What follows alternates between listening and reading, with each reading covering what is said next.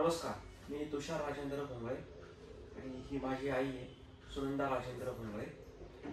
साधारण 2019 साली आईला आमच्या निमोनियाचा त्रास झाला म्हणून आम्ही ॲडमिट केलं होतं। आयसीयूमध्ये इंटेन्सिव्ह केअरमध्ये ट्रीटमेंट सुरू होती आणि त्याच वेळेला काही टेस्ट केल्यानंतर असं लक्षात आलं की त्यांना हृदयाला देखील रक्तपुरवठा कमी होतो। त्यामुळे त्यावेळेला परिस्थिती अशी होती की डॉक्टरांनी अर्जंटली त्यांना ऑपरेट करायला आम्हाला सजेस्ट केलं होतं आणि अनफॉर्च्युनेटली डॉक्टरांच्या म्हणण्यानुसार आमच्याकडे कुठल्याही प्रकारचा टाईम नव्हता। तर त्यावेळेला माझी अशी इच्छा होती आणि आईची सुद्धा की बिना ऑपरेशन जर याच्यावरती काय आपल्याला ट्रीटमेंट मिळू शकत असेल तर पाहावं। तर या अनुषंगानेच माहिती काढताना आमच्या एका आप्त मित्राकडनं अशी माहिती मिळाली की पुन्हा प्रिव्हेंटिव्ह कार्डिओलॉजीच्या ज्योत्स्ना मॅडम लीड करतात, रन करतात। तर तिथे या प्रकारची ट्रीटमेंट होते की ज्याच्यामध्ये बिना ऑपरेशन तुमच्या हृदयाचा रक्तपुरवठा असेल किंवा कार्डिओलॉजी रिलेटेड काही ट्रीटमेंट्स असतील तर त्या पूर्णपणे सांभाळल्या जातात। एक दिवस आई आणि मी मॅडमला भेटलो।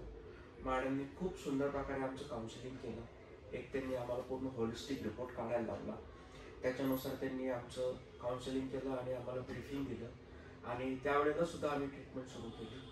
जवळपास 1-2 महिन्याची ट्रीटमेंट आम्ही कंटिन्यू केली आणि त्याचा खूप सुंदर फरक पडला। याच अनुषंगाने बोलायचं झालं तर आत्ताची लेटेस्ट परिस्थिती अशी आहे की पुन्हा जरा थोडा हृदयाला रक्तपुरवठा कमी झाला आणि जवळपास 40% पंपिंग सुरू होतं।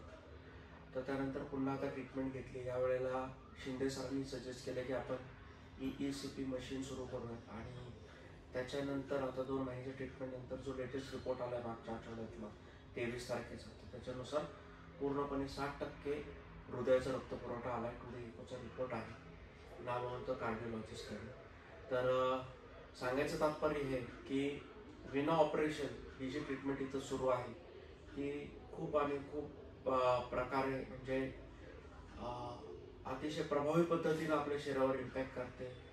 तुम्हाला आता आमच्या आईचं जर उदाहरण द्यायचं झालं तर तिला डायबिटीसचा पण त्रास आहे, तर पॅरलल त्याचं सुद्धा औषध सर मॉनिटर करतात आणि विशेषतः ज्योत्स्ना मॅडमचं काउन्सिलिंग, शिंदे सरांचं सपोर्ट, शिंदे सरांचं मेंटॉरिंग आणि पर्सनलाइज प्रकारे पेशंटला भेटणे, बोलणे, त्यांच्या आस्थेने चौकशी करणे, वेळोवेळी त्यांना औषधांबद्दल माहिती पुरवणे, माहिती देणे। तर ह्या सगळ्यामुळे सुद्धा एक त्या पेशंटबद्दल किंवा त्या रुग्णाला जो एक आत्मविश्वास येतो, डेव्हलप होतो, तो फार महत्त्वाचा आहे आणि कुटुंबाला सुद्धा एक चांगल्या प्रकारे मदत होते की मेंटॉरिंग होत असतं, त्याच्यामुळं त्या रुग्णाचं रिकव्हरी लवकर होते।